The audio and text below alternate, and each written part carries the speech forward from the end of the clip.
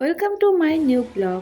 তো hello guys, আমি খুশি। তোমরা সবাই কেমন আছো? আশা করি সবাই ভালো আছো আর আমিও ভালো আছি। তো আজকে আমি চলে আসলাম আমার আরেকটি নিউ ব্লগ নিয়ে। তো কিছুদিন থেকে বাড়িতে থাকতে থাকতে কেন জানি না আমার বোরিং বোরিং লাগছে।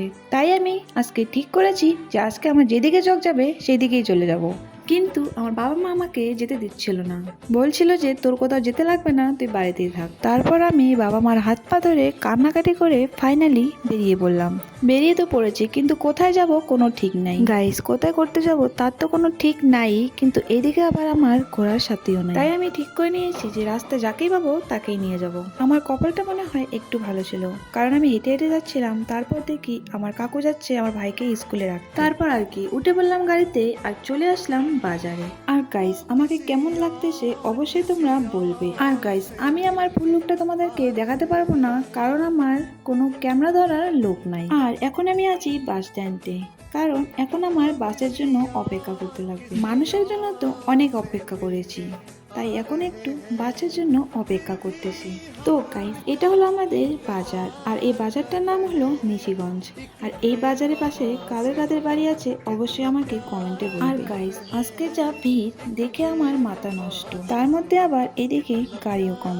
আর সবাই বলছিল যে কিছুদিন নাকি গাড়ি কমই থাকবে, কারণ সামনে হলো ভোটের রেজাল্ট, তার জন্যই কিছুদিন গাড়ি কমেই থাকবে। এদিকে আমার দাঁড়িয়ে থাকতে থাকতে পা ব্যথা হয়ে যাচ্ছিল, তাই একটু আমি বসে পড়লাম।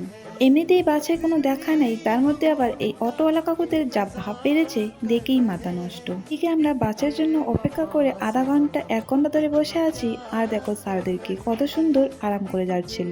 তো 1 ঘন্টা অপেক্ষা করার পর বাসে উঠে পড়েছিলাম। তো গাইস, তোমরা কি ভাবছো যে আমি এভাবেই বসে গিয়েছিলাম? না গাইস, তোমাদের ভুল ধারণা, কারণ এটা হলো নামার একটু আগে।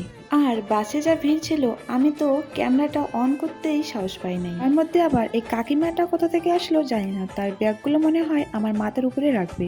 তো গাইস, এটা হলো আমার সিস্টার। তো ফাইনালি আমরা একসাথে বসলাম। তোমরা আবার ভেবো না যে এ কোথা থেকে উড়ে আসলো। তো গাইস, আমি আমার বোনকে বলেছিলাম যে তুই রেডি হয়ে আয়, আর আজকে আমরা ঘুরতে যাব। তো আমি বাসে ওঠার একটু পরে ও বাসে উঠেছিল, আর বাসে যা ভিড় ছিল তার জন্য আমরা আলাদা আলাদা হয়ে গেছিলাম। আর বাসটা ফাঁকা হওয়ার পরে আমরা একসাথে হতে পেরেছি। তো ফাইনালি আমরা বাস থেকে নেমে পড়লাম। আর গাইস, আমরা কোথায় যাচ্ছি তোমরা অবশ্য হয়তো বুঝে গেছো। তো আমরা গিয়েছিলাম রাজবাড়ি। রাজবাড়ি চলে আসলাম। তো ফাইনালি আমরা রাজবাড়ি ঢুকে পড়লাম। আর গাইস, এইটা হলো আমার ফাইনাল লুক, আর আমাকে কিরকম লাগতেছে অবশ্যই কমেন্টে সবাই বলবে।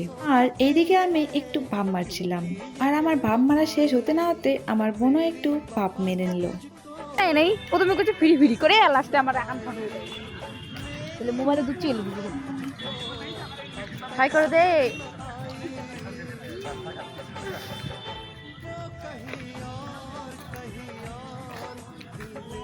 আর এইটা হলো রাজবাড়ির ভেতরটা, আর এই রাজবাড়ির ভেতরটা দেখলে জানি না আমার মনটা একদম কি বলবো, আমার বলার কোনো ভাষাই নেই। তো কিরকম লাগে তোমাদের এই রাজবাড়ির ভেতরটা অবশ্যই বলবে। আর তোমরা যদি জানতে চাও যে আমি রাজবাড়ি গিয়ে কি কি করেছি, তাহলে নেক্সট ভিডিওটা অবশ্যই দেখবে।